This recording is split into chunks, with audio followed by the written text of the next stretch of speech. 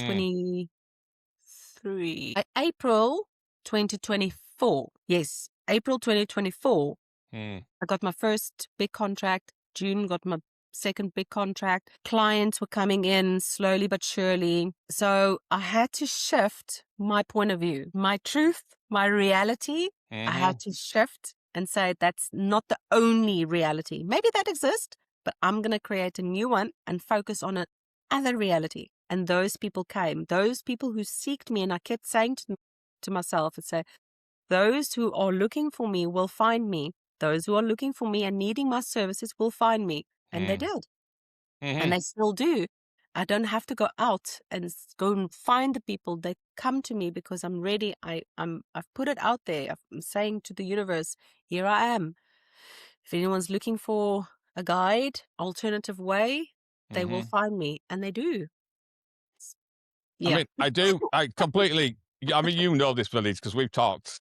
You've been Yeah. to my village, and you are friends with people I know in the village, and obviously I'm a carer for elderly people in this surrounding area as well, so of a certain age. Although there is still pushback from that age. I mean, I'm looking at 70-plus-year-old people I deal with, and they don't accept. They listen because they know what I do. We talk because I spend quite a while with them. But the good thing is when that person goes, I'll give that a go, and then it works, the surprise and the shock and also slightly annoyance that they feel like they've been hoodwinked for years into believing that they could only fix the problem that thing that we did fixed through going to the GP and waiting 3 months for an appointment or whatever it is, a year to see a hospital doctor. So there is that. I do agree. It goes right back to what you said at the beginning. There is a shift. We are tending to move towards a certain way of dealing with our own health, which is ownership. Yes. Instead of going, right, I don't want to own this, I want somebody else to own it for me because it's too big for me, or because I've been taught that I shouldn't look after my own health, it's got to go to somebody else. Yes. There is this change, isn't there? And I am happy to see this change. I mean, I'm a very impatient person, Lynn, so I want to see change yesterday. I know. But you've got to take your time, haven't you? It takes, I mean, if you look at, I mean, because of my business, the medicine's 150-year-old. I'll give it a liberal years. It's not older than that. No, that's generations of people being told if you get ill, then you got to ring up the GP and then you get an appointment. And if you have to go to the hospital, they'll get you an appointment, and that's all you do. Same with your pets. You got to go to the vet. And that's how it works. But there is people now, because of the advent of the internet, Google Doctor, which is annoying sometimes, but also it's great. It does open people's minds because they are going right and they're looking at stories on Instagram and reels on Facebook, and they're seeing all of the information, which sometimes is a bad thing. It's a good thing because it is letting people go, right, okay, well, my mum and my granny and granddad dealt with their health issues this way because that was about, and they told me but I'm getting this conflict because I'm seeing actually, do you know, I don't know if that's the right way to deal with this. I don't think popping a pill every day is going to sort this problem. I think I need to look at this in an alternative way. So I completely agree. I think your way, this industry that we're part of, I class it as an industry because it is an industry. It's quite big. There's lots of alternative ways of treating health that is not modern medicine, the normal healthcare way. So it is an industry in its way. It's an industry that isn't as well advertised because of financial or because of just the way that the media portrays us, etc. But it is growing individually and in people's rooms, in their sort of phones and in their minds, and they're going, okay, and they're going to ignore all of that stuff. I'm going to go this, and I'm going to try it because ultimately it's not going to hurt to speak to somebody like you or to contact somebody like me and take a supplement, for example. It's not going to hurt. And if it doesn't work, it doesn't work. I've not lost anything, and then I can go down that road. Exactly. Love that. Yeah, I think it's fantastic what we're doing. I'm just going to, bearing in mind times, I'm just going to run through some questions, Lynn, if you don't mind, that are sort of endemic really to you and what you do, okay? Because I think that'll help, because I think what you do in the sort of, I call it, well, you did a very good acupuncture on my ears, which was amazing, by the way. Sorted me right out for the couple of days that I was on at Ideas Fest. I think the way that your approach to health is a good thing, because it's not necessarily looking at supplements or alternative treatment, topical or non-topical sort of products. It's looking at you as a person, being able to regulate that by looking at different ways. And so I think people need to hear that these days, because I think there's, with all the world problems, people are super stressed at the moment, and you can feel it in the air sometimes, can't you?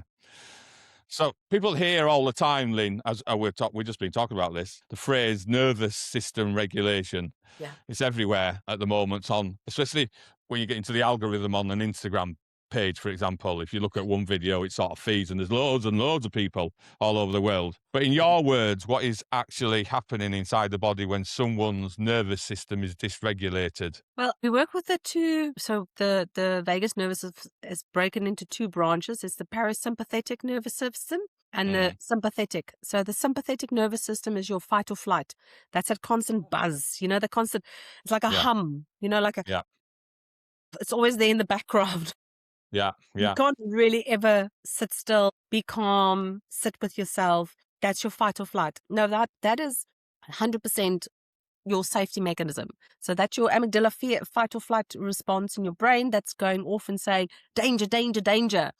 And danger, back in the good old days, in the hunter-gatherers days, used to be there's a lion. So your body gets pumped with this adrenaline. So whenever you perceive danger, you get adrenaline release in your body, and that is meant for you to either run away or fight. Fight the lion, kill it, or run away from it.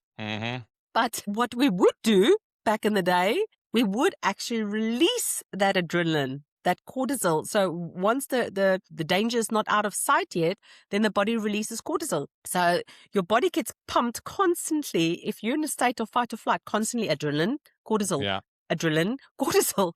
And if you were living 1,000 years ago, you would go run around. You would get that out of your body. You would shout, "Wah!"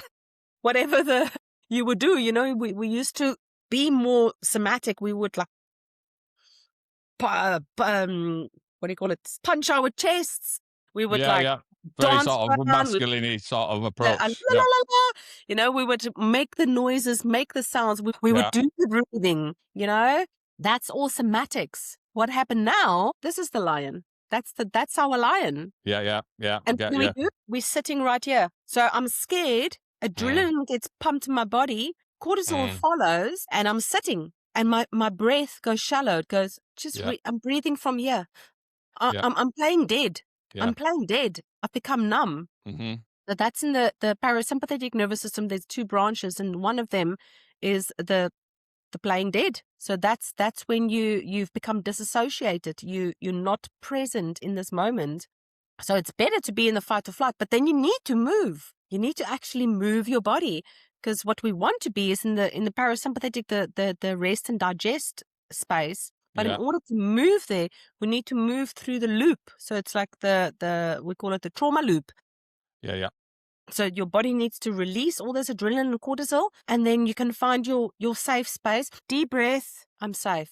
I'm safe. Yeah. Okay, good. I'm safe. Yeah, I'm good. I'm safe. And that's what we don't do. We don't do that whole process. We just sit. We sit. 90%, well, I wouldn't say 90%, but a large portion of the population that is experiencing acute stress. Sit. We don't move our bodies. We don't do breathing. We don't shake. We don't dance. We don't shout. Don't stomp our feet.